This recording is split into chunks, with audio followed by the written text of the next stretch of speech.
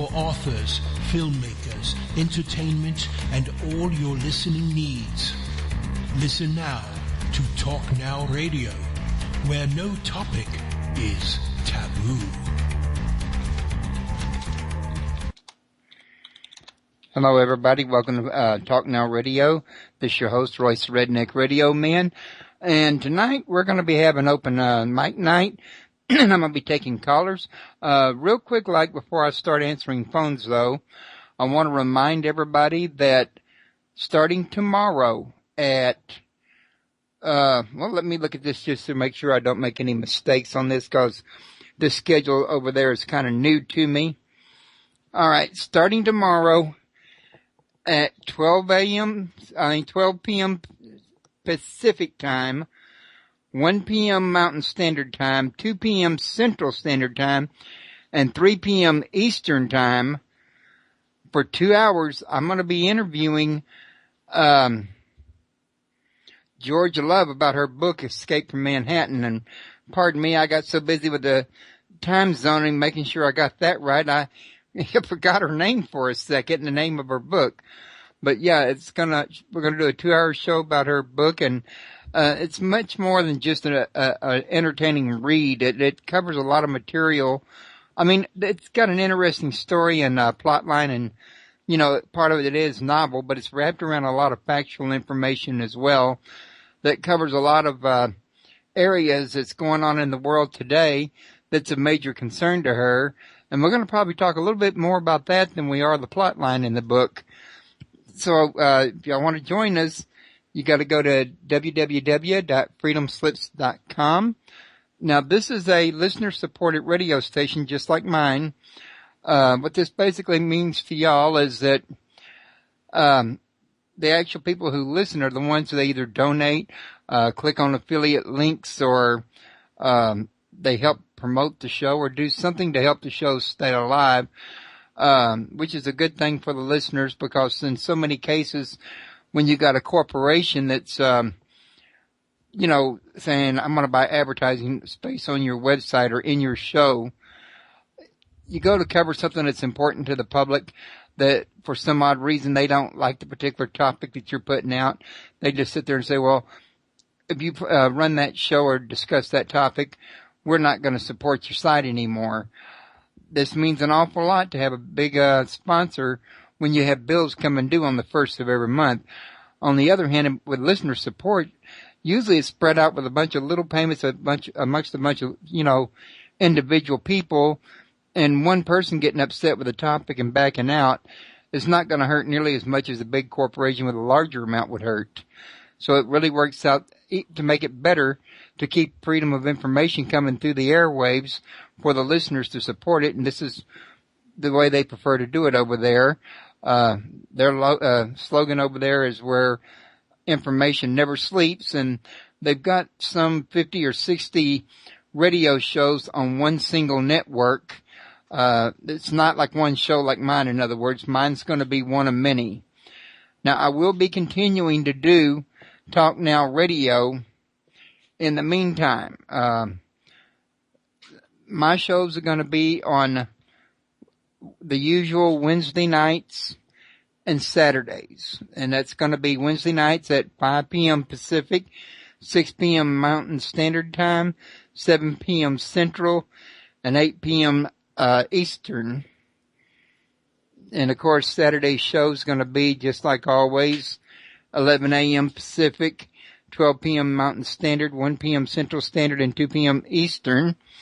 So I'm looking forward to you people coming and joining me over here. And in fact, part of the reason why I'm going over there is I was hoping some of the people that listen to me on Thursdays over there would join us in the chat room over here, and we could have more people and have more fun. Now, I'm expecting people to start calling in any minute now. And in fact, I'm ready to take callers at any time anybody's ready. One more thing. Since this is open mic night, y'all might want to know that the call-in number is 832-632-7904. Or you can just Skype me at Mr. Paranormal. And we can do this whole thing through Skype. My Skype's already hooked up and playing through the player as we speak. And I've got a lot of things coming on down the pike, further down the road, which I'm looking forward to. A lot of interviews that's coming up. Matter of fact, I've already pretty much I have filled the March slots for Revolution Radio and for Talk Now Radio, and I got them posted to the front page here.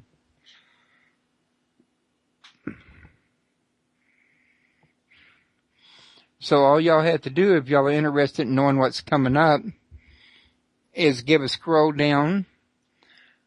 And what I got listed here is mostly just for March. As y'all know, tonight's open mic night. Tomorrow is Escape from Manhattan over at Revolution Radio. Can Lung Cancer Be Meet is for Saturday right here at this site with Carl O. Helvey. Now, me and Carl did an interview just recently, and what happened was his show didn't record. It didn't take for some odd reason. I'm not sure how that happened, so we're going to redo the whole show. It could be that I thought I'd hit the encoder in a Hatton, but at any rate, the show did not take, so we're going to redo it. And right after him, next Wednesday, is going to be Paul Davids, who also, just like Carl, his show had actually been done, but it got accidentally damaged, and it also has to be redone. So, actually, he was on here right before I had that virus, and I lost him in the virus. So, he's going to be coming back and doing another show so we can rebuild this. And we're going to be talking about the Life After Death Project. And me and Carl's going to be talking about can lung cancer be beaten. He says he did actually beat it. Then, well, hold on just a second. I think we got a caller coming in now.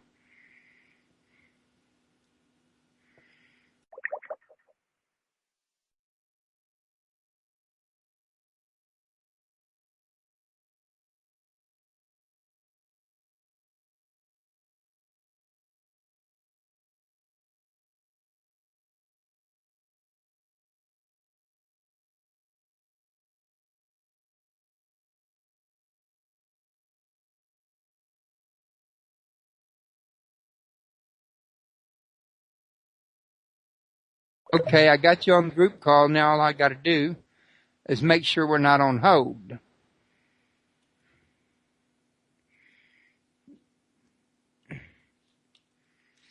Okay, are you still with me, Mark? Mark?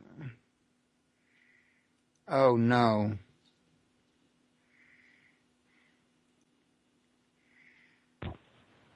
Mark? Hello, Royce. Yeah, you called back and I think I lost you somehow. Oh, I think the call was on hold, was it? Yeah, I think it might have been, because when I answered that other one, it went right on call. Let me make sure that people in the chat room can hear us now that we got each other. They ought to be able to hear us. All righty. Okay, if y'all can hear me in the chat room, if y'all can hear Mark in the chat room, would y'all please let us know?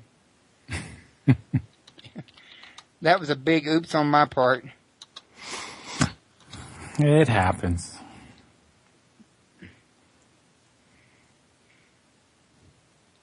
I'm just telling everybody about things I've got going on here, and about the fact that I was fixing to start over at Revolution Radio starting tomorrow at 2 to 4 p.m. Eastern. I think you're going to like it over there a lot.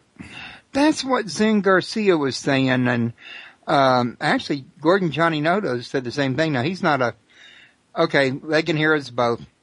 Good. Alrighty. Anyway, that's what also Gordon Johnny Noto was saying. He's not a host. He's a regular guest, which you might have interviewed him a few times. He's a pretty regular guest almost everywhere. Oh, really? If you missed him, I don't know how. Sorry to interrupt. No, that's okay. I might have interviewed him, but the name doesn't ring a bell right off the top of my head. But yeah, I think you'll like Revolution Radio. It's a really good group of people, and they're really getting. They got a big audience, man. What can I say? They're approaching Alex Jones kind of numbers. So that's actually what I heard through the grapevine, as they was approaching the or passed it. I think they passed him on one of the radio directories or the like TuneIn.com type places. I think they passed him there, but not everywhere. Wow, that's pretty big. Yeah, that is pretty big. I didn't know we had done that. I'm on Studio B. Were you on Studio B or Studio A? No, I'm on Studio A. Okay, cool. So I had to keep everything pretty much G-rated. I'm pretty G-rated anyway, so it doesn't matter. I very seldom cuss for any reason. You know, even if I feel like it, I generally don't, so it's not really an issue. Right. So, you was wanting to talk to us about, what's going on with Billy Myers these days? Well, I can, here's the thing with the Billy Meyer case. I don't know with what level you've really studied it. There is so much material in the Billy Meyer case. I think I will study it for the rest of my life and never reach the end. There's just that much. So what I can do tonight, depending on how far you want to take this, I can turn into a talking head and start going into the case. And if you want to interrupt me with any questions or however you want to do it, it's your show, man. So I was going to say, why don't we go ahead and start in on this since nobody's calling in at the moment. And if we start getting callers, we could put this on the back burner and let them call in and say what they have to say.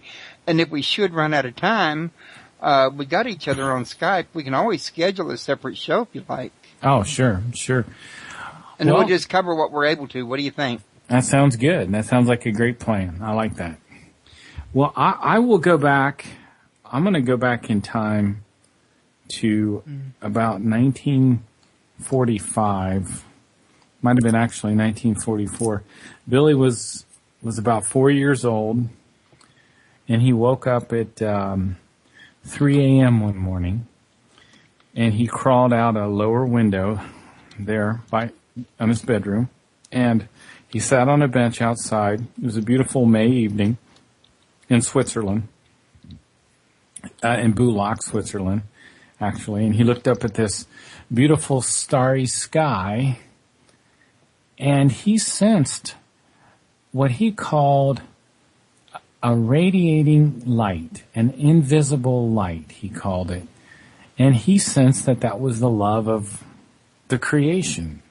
And he saw the sparkling stars, and he heard his own voice say, a young 4-year-old boy, his voice said, my life exists because of the love of creation. And then he said, since ancient times, I've lived among the stars.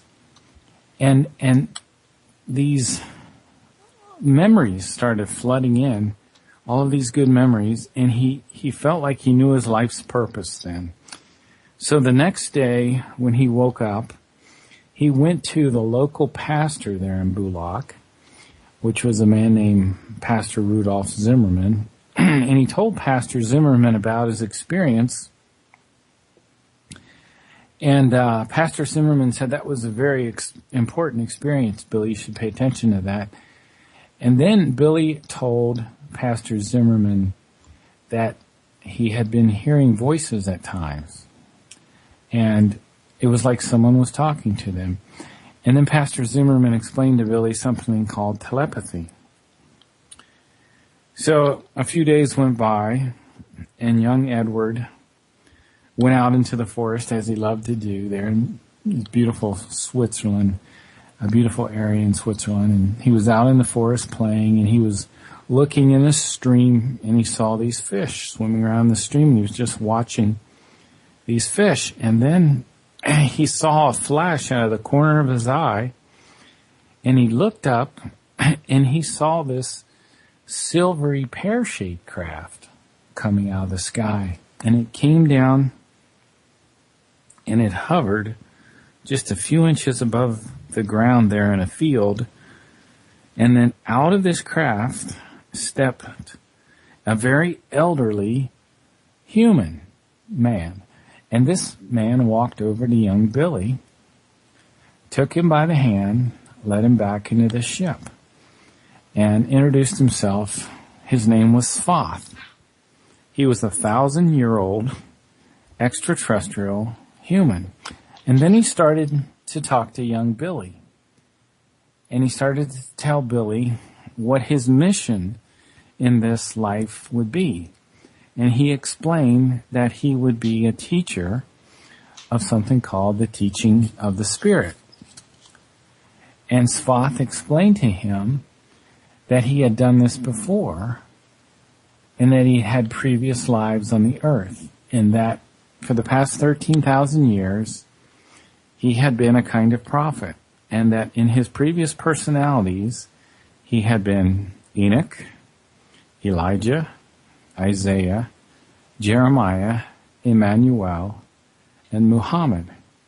And that each time he lived one of these lives, he taught this ancient universal teaching. And the central theme of this teaching was the definition of something that these extraterrestrials call the creation. Wait a minute. And pardon the interruption, but I think I know what's going down here. Isn't this teaching that you're referring to the Enoch prophecies?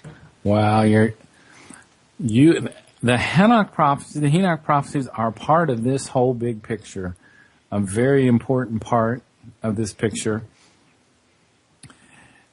Enoch or Enoch was one of the previous personalities of this very ancient human spirit that has incarnated on the earth multiple times. The extraterrestrials look at him as Nocodamian. We look at him as Billy Edward Albert Meyer. In one of his previous lives, he was Enoch. And I didn't mean to interrupt you. Yes, you're what you said is correct. No, you didn't interrupt me. I was interrupting you, and I apologize. But you did say I could do that. No, you can do that anytime you want. That was a good question. So I like to be interrupted because I'm a talking head when it comes to this topic. So Svath explained to Billy that the biggest problem with the Earth humans is that they don't understand the creation. And he explained that we were going into a time called the third millennium that would start when the United States would drop the atomic bombs on Hiroshima and Nagasaki. And Svath told Billy that eventually this teaching that he would give would bring in an era of peace, an era of freedom and prosperity for the people of the earth, but that it would take many centuries until the people of earth caught on to this concept. Now, I'll cover this quickly and then we'll come back to it because it's such a big topic. Yes. It's very profound and very deep. In the teaching of the Spirit, which is what these extraterrestrials have brought to the earth, and they say, and the Meyer material says, all of the earth religions are based on this. But over time, the earth religions have been distorted in certain ways, and they've gotten off track.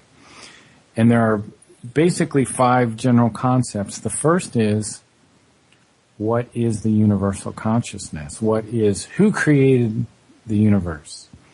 They say the creation is a neutral positive entity that builds universes as a part of its own evolution. One of Billy's later contacts, a Plejaren woman named Semjase, said, she explained the creation this way. She said that wisdom and love go together, and that the creation and its laws are wisdom and love. And where there is wisdom, there is knowledge.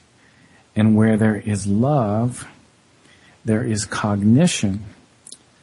And Semjase explained to Billy that within every human is a tiny fragment of this universal consciousness. This fragment they call the human spirit. And they say the human spirit is located deep within the brain, and that after we die, the human spirit leaves the body and it goes into this etheric band of energy around the planet that you die on, and it kind of goes into a sleep state somewhat. The universal consciousness takes your life experiences and stores them like a mosaic in what some people call the Akashic records. Now, the typical time on Earth on the other side is about 152 years, but people often come back sooner if their life was cut short, or in cases of where the world that they're living on has a lot of overpopulation, people will come back sooner. Now, after your time in the spiritual realm, the universal consciousness will take your human spirit and place it back into the body of a child.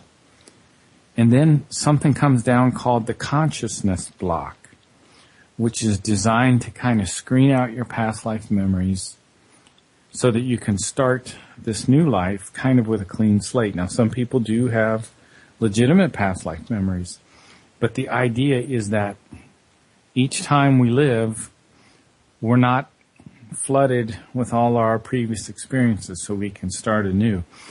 Now, what happens as the child's consciousness grows? There's kind of a link between the human spirit and the subconscious, and there's still some level of knowing. As you grow older and older, you will have a kind of knowing that's based to a certain degree on your previous life experiences. So that's how the wisdom is carried through each lifetime. And the purpose of our lives is to gather wisdom. Billy has a writing that I really like. It's called The Goblet of Truth, and it has a paragraph in it that says, it's entitled, What the Truth Knows to Say. And it goes on and explains that rivers, lakes, seas, the earth, stones, bushes, trees, everything that crawls and flies on the earth is a life form with a spirit form. And these spirit forms are on a journey through time that involves many, many lifetimes. And many of these creatures communicate with one another through psychic vibrations. And that if you go into the forest, you can hear these creatures communicate, the crickets, the cicadas, all the various kinds of birds, the frogs, the peepers, the coyotes, the wolves, the owls. All these creatures are connected by psychic vibrations. If you see a flock of birds, you can see them turn on a dime as if they're connected to each other in some amazing way. Now, Billy has a later writing, it's called, I think, Love Letter 27, where he described it this way. He said that the incredible splendor of nature is nothing more than the visible expression of the love of creation, and that creation radiates love.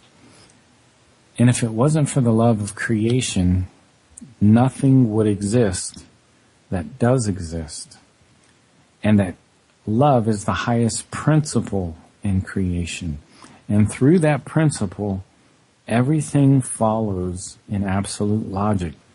So that even the smallest plant or animal fulfills its purpose in creation. Now, we as humans with a consciousness, we can close ourselves off to the radiating love of creation. But we can experience this radiating love at every moment and every place. But sometimes, because we close ourselves off to the radiating love of creation, life and the earth feels like a place without love.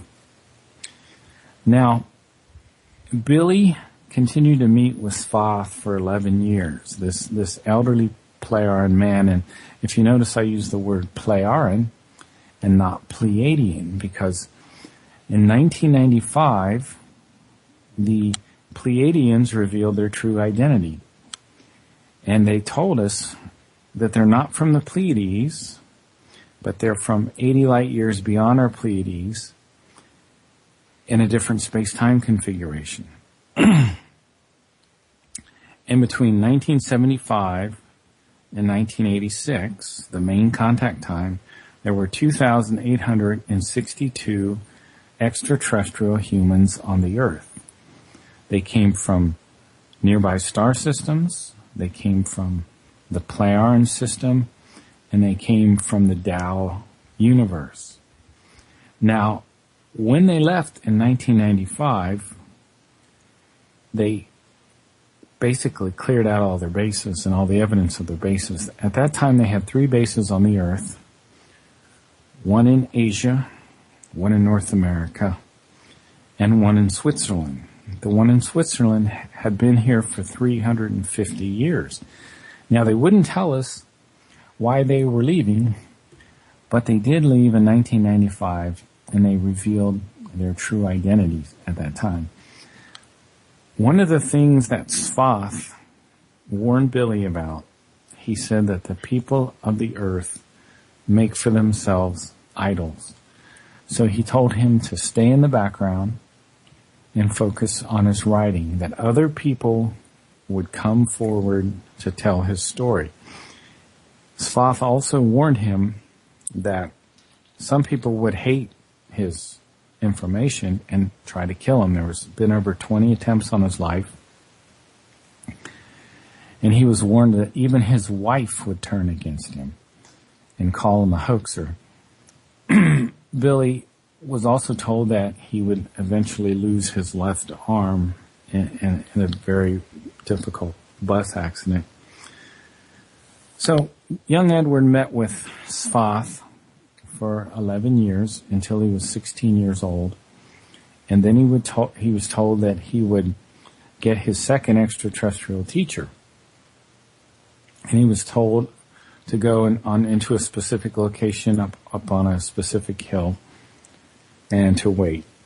And he did that when he was 16 years old. And out of the sky came another craft that sat down not far from him, and a hatch opened. And he felt an urge to walk in the craft, so he did. And there was no one else in there.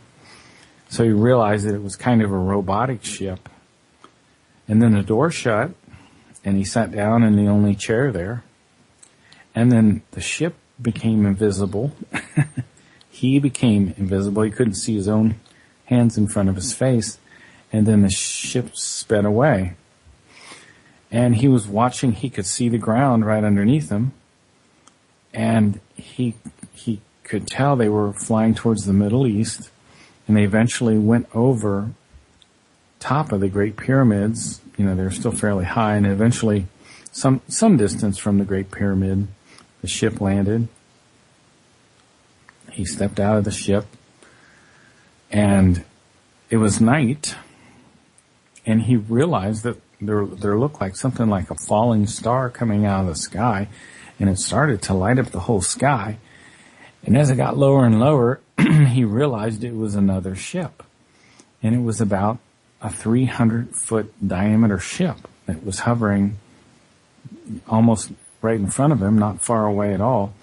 And it slowly came down, and it landed there. And he had to wait a half an hour because nothing happened. And a half an hour later, 30 minutes later, a hatch opened, and a beautiful woman walked out. And he was stunned when he saw her because he felt profoundly like he knew who she was. And she introduced herself as Askit. And he had to ask her, he said, "Why do I feel like I know you?" And she said, "I can't tell you, but I can tell you this. You should search your feelings and you should search your memories." And she walked over to Billy and she introduced herself. And he already knew that she was going to be his second teacher, and she put a little device on his belt, and she touched the same device on her belt, and they both became invisible. And she told him that we're going to go into the Great Pyramid, but we're going to have to be very, very quiet. You can't talk. Just follow me. So they start to walk through the desert here, and they get to a certain point in the Great Pyramid, and she knows how to get, there's an entrance that she knows, and they go down this long shaft that's completely dark, and they're walking, I don't know how long, quite a long time, and they eventually get to another passageway that they go through, and they're far below the Giza Plateau at this point in the Great Pyramid. And they walk into this tremendous hallway with this very high ceiling. And there is another giant disc. Yes. Some 300 feet in diameter. There are guards there. They can't see them. Remember, Asket and Billy at this point are invisible. And he sees the most strange thing. He sees what looks like the artifacts of the crucifixion of Christ. And he's just stunned by this. And Asket can sense his astonishment. So she kind of grabs him and pulls him away. And they walk back up through this passageway, and they come out of the Great Pyramid, and she touches something on their belts. They become visible, and they start to talk. And this is the first meeting between Asket and Billy, and he decides at this point, he's probably told that he should do this, that he's going to leave Switzerland for a while, and he's going to move to the Middle East. So he goes to India, and he joins what's called the Ashoka Ashram, which is, you know, a religious center, a place where people study spiritual things. Mm-hmm. And the strangest thing happens is Asket starts to meet him there at the Ashoka Ashram. And literally her ship would sometimes hover over the ashram, and the people there, I guess in India, it's just not that big of a deal. But he would be walking through the gardens there in these long conversations with Asket. Now, there was a little girl that he got to meet there at the ashram. Her name was Phobal Chang. And she saw both Billy, and she saw Billy having these intense conversations with this woman from another world. Now, Phobal Chang would eventually grow up to be a UN diplomat, and she would later come to Switzerland many, many years later and talk to Billy about their experiences there at the Ashoka Ashram. And there's some very interesting interviews. You'll have to look on YouTube to find them, but she explains that the gardeners there at the Ashoka Ashram thought that this extraterrestrial woman actually was a goddess from heaven. And Phobal will tell the story of seeing Billy and seeing Asket involved in these very, very long conversations that would go on, you know, probably for hours. I'm not sure exactly. But Billy met with Asket for another 11-year period, and this is still his training. Now, interesting sidebar about Asket, her people are known as the Timmers, and they're said to live in a parallel universe to ours, and a universe they refer to as the Tao universe.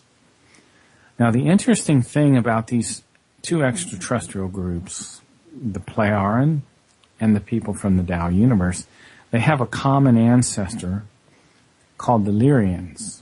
And Semyase, his next teacher, told Billy that your forefathers are our forefathers, and our forefathers are the Lyrians. The Semjase explained it this way. She said, 26 million years ago, this person named Nocodamian led the Lyrians from the depths of the known universe to the constellation of Lyra Vega, where they settled in the oldest space-time shifted regions of the constellation of Lyra. Particularly around the star Vega, there were very, very large planets. And the Lyrians were what they call a fifth stage human society. They were living in what the Plejaren referred to as creational wisdom. Now, one of the things and we haven't quite got officially yet to Billy's meetings with Semjase, but I have referred to them. One of the things Semjase told Billy is that she put it like this. She said, the human spirit is the seat of the infinite, but few are aware of it. She said it takes sound logic and freedom from unreal teaching to unlock the power within the human spirit. Now, these Lyrians that I was telling you about, they were in the fifth stage of human evolution. There are 7 stages. The fifth stage is the highest stage before human beings become, again, half spirit. The next stage is what they call the Patali level.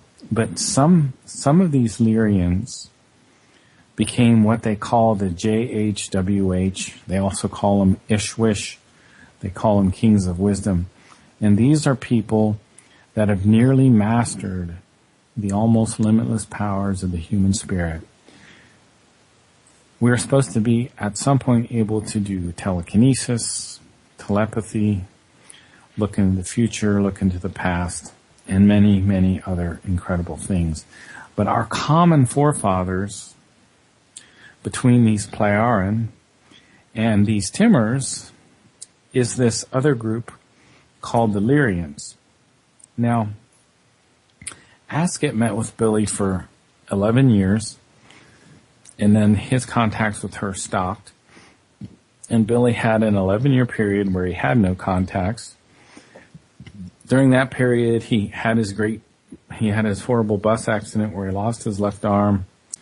He got married to his wife, a Greek woman named Calliope, and they moved back to Hinterschmid-Ruti in Switzerland, and they started their family. They had their children, and in 1975, Billy got his first visit from Semjase, a 350-year-old Plejaren woman, halfway on the road to becoming what they call an Ishwish.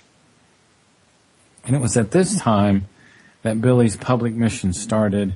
Colonel Wendell Stevens came over to Switzerland. He brought the private investigation team, which tested the photographs, which tested the metal samples, which tested the sound recordings, which also tested the films. He has 30 minutes of 30 millimeter color film of these ships hovering around his farm there in Schmid-Ruti. He at one point had around 1,100 photographs. Some were stolen, some were destroyed. Sound recordings, metal samples. But I've never been one to obsess over the physical evidence because I've always very, very much been interested in what these extraterrestrials had to say, particularly about the universe, about our place in the universe. And another thing that's very, very interesting, that I find very interesting, is they give us an incredible view of Earth history. For example, they tell us that about 130,000 years ago, that one of these kings of wisdom from the Plejaren system came to the Earth, and he brought 70,000 people. His name was Pelagon. He was very. Are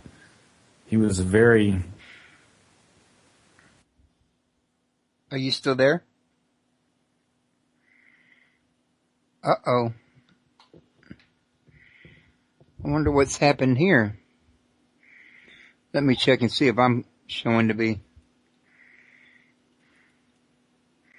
Well, I'm registering, but he's not. Folks, I think Mark has run into a small difficulty. Let me test something real quick. Well, it didn't come on.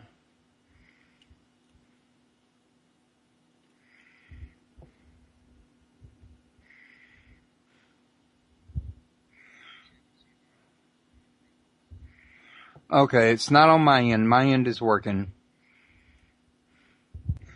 Okay, so something's going on Mark's end, folks. I'm not exactly sure what's happened. I can try to get him back. Whoa, I lost Stanley. At any rate, let me try to get back,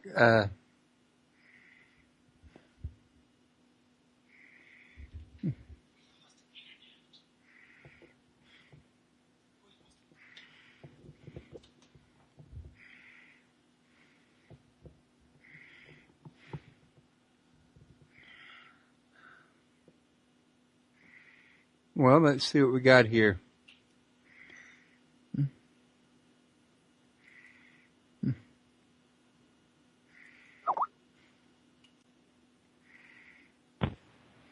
Are you there, Mark?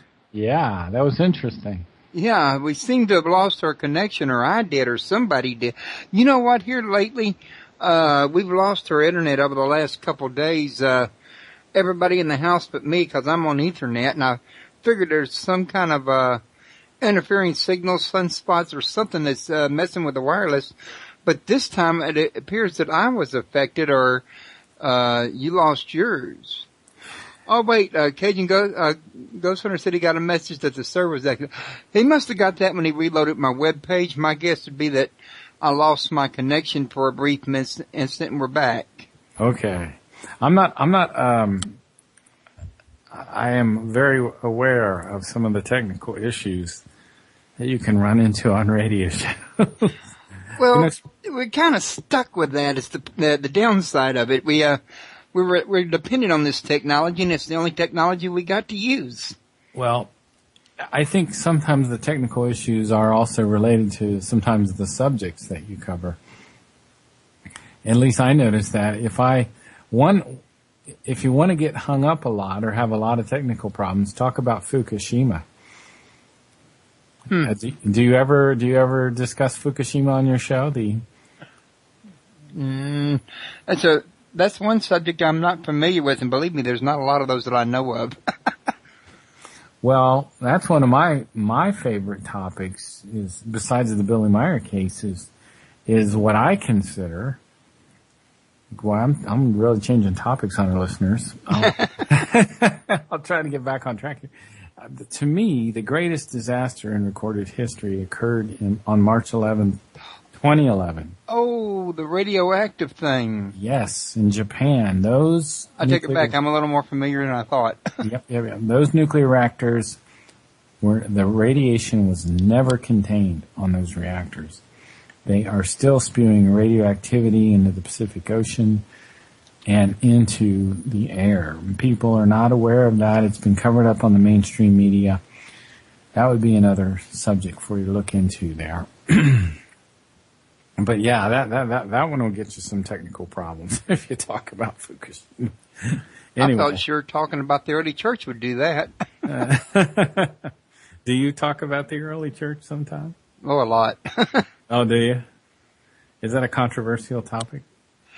Yeah, it's been my finding it pretty much is, especially when you start, letting on where certain things began, like Sunday worship, that many people claim was a biblical doctrine. It really started, it was made legal in the days of Constantine, for example, but that's a whole big another story. But But basically what we're taught in church and what's actual historical records are two different things. Isn't that interesting? I think our history is very different than what we think in many cases. It's just, I think a lot of these monolithic structures, like I alluded to in the beginning of the show, the Great Pyramid, are much, much older than we think. Oh, I'm quite sure they probably are. In fact, it was Johnny West, wasn't it, or Ron West, him and Robert Schoch, that showed the water lines on the Sphinx that showed that it was really built way back in the time when the area was more tropic. Yeah. Another very interesting. I like the Great Pyramid. I could talk a lot about the Great Pyramid. If you study the way that structure was built, it's really astonishing. Particularly the King's Chamber. There's like 140-ton gravel, 40-ton granite blocks in there, and those granite blocks were cut out of a quarry 500 miles away and carted all that way, and then lifted up about 200 feet and stacked perfectly, so perfectly you could barely fit a razor blade through between them, and polished to the point where you can almost see a reflection. You know, there's really no practical way to cut granite that we know of other than to use an electric saw blade with a diamond tip. Well, somebody's recently come up with a theory that they was making these huge molds and like mixing limestone granite, like a wet cement mixture inside of it. They'd put these big molds into place and then fill them with this cement like limestone granite mixture. Professor Daviditis, was he the one that came up with that? That sounds about right. I think they did that probably on a lot of those outer stones. The Great Pyramid is such an incredible thing. I mean, 2,300,000 stones, 481 feet high. The base is 13 square acres. The astronomical alignments are, well, there's no accident, and, you know, there had to be a purpose behind that. And, you know, Robert Bauval and Wayne Herschel have both showed that the layout of the land, all the main markers on the ground line up to stars in the heaven, like a star map. And Wayne Herschel and Paul Davids have seen this same phenomena in America as well, not to mention other places around the world. Were you able to interview Wayne Herschel? No, I had actually set the man up here a few years back, and on the actual show day, I got him on the phone, live on the air, and we started getting an awful lot of static, and we lost our connection, and I lost contact with him for a while, and he just kind of drifted out of sight. Oh, that's interesting. I had the hardest time trying to schedule a show with him. Yeah, I think he's under pressure. He's getting pressure, pushback, I think. I don't know exactly what. It's no wonder you ever go to his website and read some of the articles he's posted on it? No. You ought to, go by there and take a read. It might explain why he'd be under pressure. I mean, a lot of his material does not go with well-documented church or academic history. I think our history is so much more interesting than the watered-down version we've been given. I heard a great coast-to-coast show once.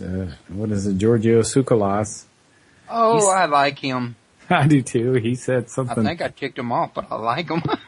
You kicked him off your show? No, kicked him. Made him angry. Oh, you did? Why? Well, I was just having some fun. I think I did it by accident. I think I hit a wrong nerve. But did you talk about his hair or something? Yes, that's exactly what I did.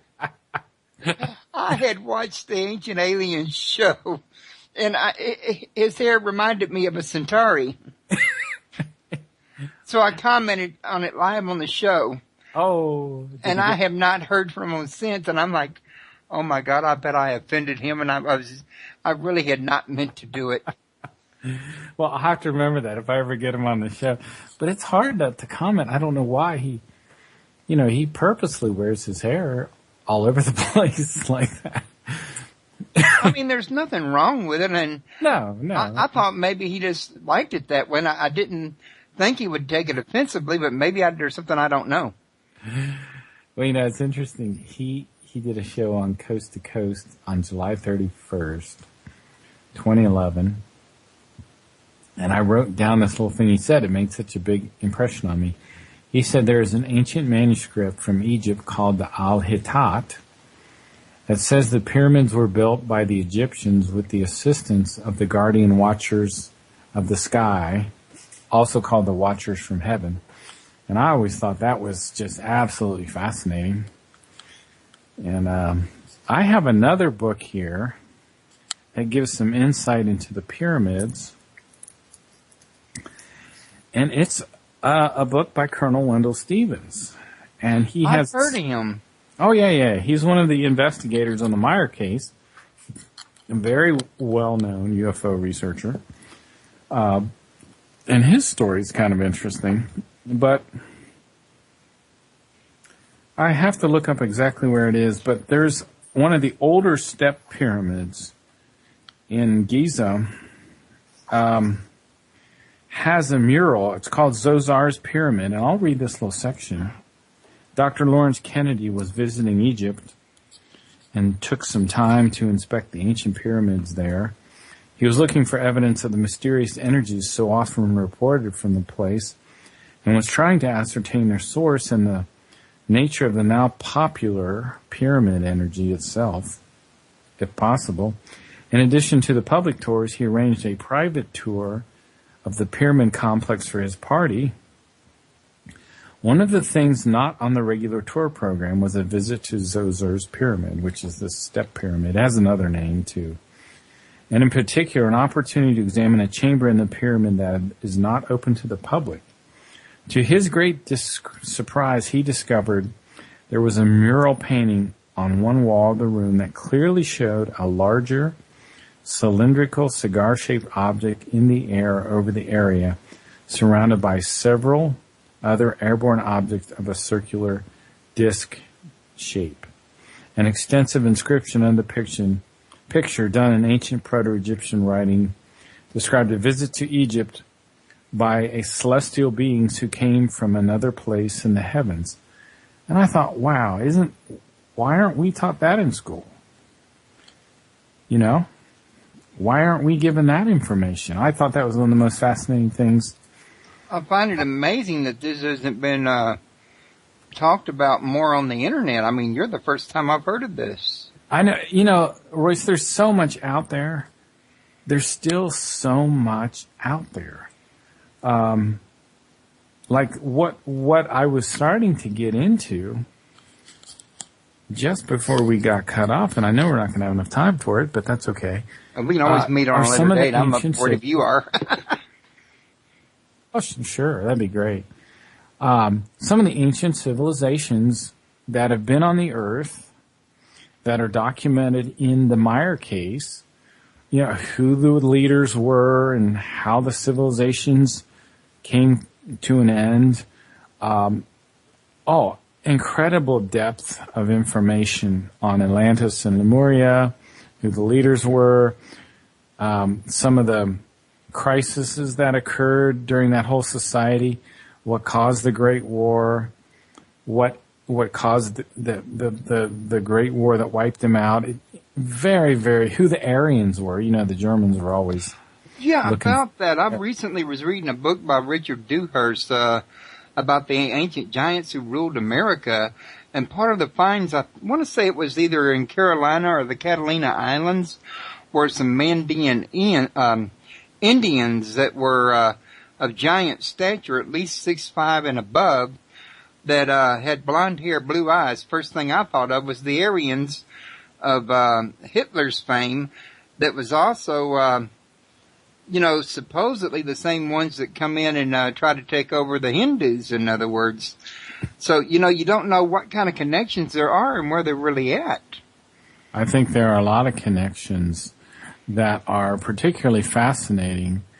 I don't know as much about this as I would like to know about it, but the whole story of Atlantis and Lemuria talks about the rise of this civilization under a man named Pelagon, who came from another star system.